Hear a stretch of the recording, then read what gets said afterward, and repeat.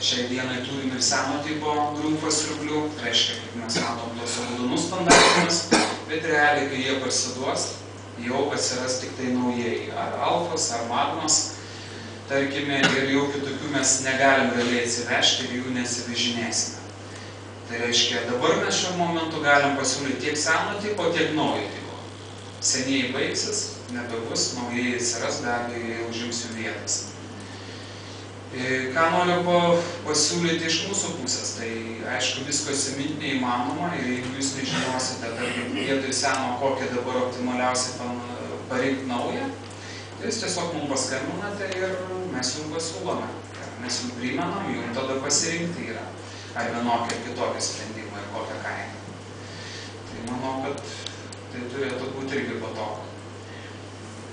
Čia papaišiau tokį brėžinuką, kad ir pačiam aiškiau būtų,